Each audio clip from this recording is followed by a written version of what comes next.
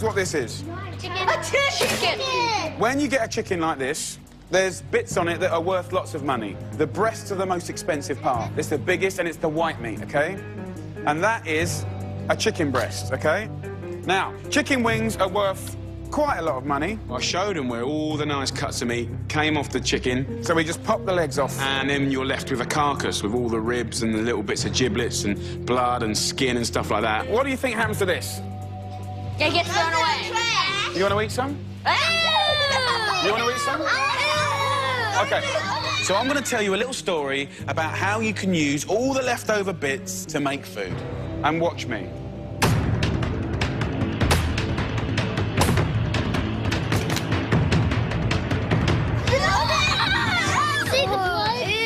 Some of the processed foods that you love are made from the bits you don't like. Bone, all the connective tissues, little bits of bone marrow and stuff like that. They even add chicken skin. Put a load of chicken skin in here as well.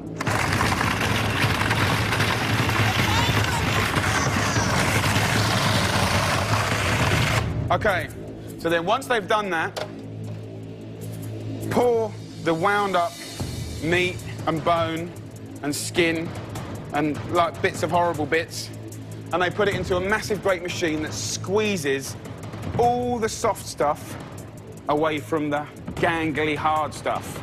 Look at it. Ooh, it's all going through.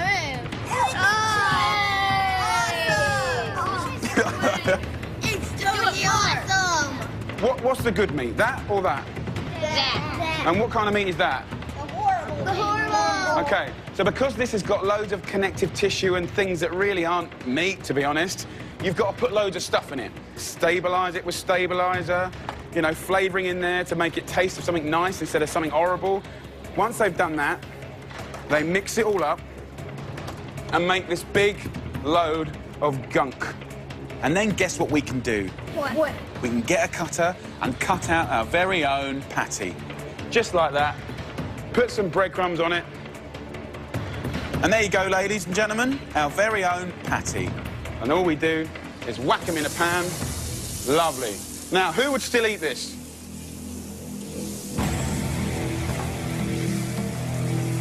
Scientists have revealed that chicken nuggets are less than 50% actual chicken meat. Of course, I'm not talking about the breading itself, but what's actually inside the breading. Researchers at the University of Mississippi, they conducted a test on chicken nuggets from two separate national chains. They didn't say which fast food chains they were, but you can only guess what is available in Jackson, Mississippi. So what they did is they selected a nugget from each box, preserved and dissected this and strained the nuggets and looked at them under a microscope. They found that less than 50% of the meat was striated muscle, which is meat, chicken breast meat. The rest of it was a mixture of fat, blood vessels, nerves, cells that were consistent with being the skin, bones, and cartilage, stuff that should not be considered meat. And this is a little, well, we knew for a while about the pink mush, the pink slime. Pink slime? Yeah. It looks like delicious strawberry frozen yogurt, but it is really a mismatch of animals and their parts. And this is kind of disturbing. Some people are quick to point out, well, they only looked at 2 nuggets. There's billions of nuggets, which of course evokes that there's the image of billions of fat nugget blobs / skin bones across the country. Yeah, I'm sure when you take any, and just throwing out nades here, McDonald's chicken nugget, it's probably consistent with any other McDonald's chicken McNugget, sorry, branding. That said, there are some restaurants that advertise, you know, high quality choice all white meat chicken strips and others that don't. Well, you know the difference between a whole piece of chicken breaded and fried than a nugget. You can squishy nugget that's like doesn't look like meat or feel like meat. It's very doughy. It's less than 50% striated muscle. And the researchers found this was kind of scary considering how popular and how easy it is to get chicken nuggets and how much kids like it. So they're hoping that this kind of changes, if it hasn't already, your view on what you're feeding yourself and your children. No, I mean, the real problem is that it's marketed that white meat chicken is good for you. It's one of the best meats that you can eat in terms of protein and fat It is, content. if that's what you're actually eating. But these chicken nuggets are not that. Yeah. So it's a little deceiving. Although they're not outright saying chicken nuggets are good for you, the implication is there. Did you really think something battered and fried was good for you to begin No, with? I'm I mean, just even if it saying. is whole chicken. So yeah, enjoy your McNuggets. Now, a startling ABC News investigation. A whistleblower has come forward to tell consumers about the ground beef a lot of us buy at the supermarket. Is it what we think it is, or is it padded with a filler the whistleblower calls pink slime? ABC's senior national correspondent Jim Avila set out to get answers. Gerald Zernstein grinds his own hamburger these days. Why? Because this former USDA scientist, now whistleblower, knows that 70% of the ground beef we buy at the supermarket contains something he calls pink slime. Beef trimmings that were once used only in dog food and cooking oil, now sprayed with ammonia to make them safe to eat, and then added to most ground beef as a cheaper filler. It was Zernstein who in a USDA memo first coined the term pink slime, and is now coming forward to say he won't buy it. It's economic fraud. It's not fresh ground beef. It's a substitute. It's a cheap substitute being added in. Zernstein and his fellow USDA scientist Carl Custer both warned against using what the industry calls lean, finely textured beef, and is widely known now as pink slime. But their government bosses overruled them. Why didn't you consider it beef? Because it was a salvage product. Leftovers? Fat that had been heated at low temperature and the excess fat spun out. Here's how it's done. Those waste trimmings are gathered, simmered at low heat to make it easier to separate fat from muscle, put in a centrifuge and spun to finish the separation. Next, the mixture is sent through pipes where it's sprayed with ammonia gas to kill bacteria, and finally compressed into bricks and flash frozen for shipment to meat packers and grocery stores where it's added to most ground beef.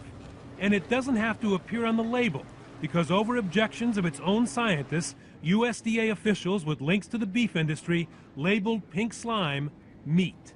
The undersecretary said, it's pink, therefore it's meat. ABC News has learned the woman who made the decision to okay the mix is former Undersecretary of Agriculture Joanne Smith, a call that led to hundreds of millions of dollars for Beef Products, Inc., the makers of pink slime.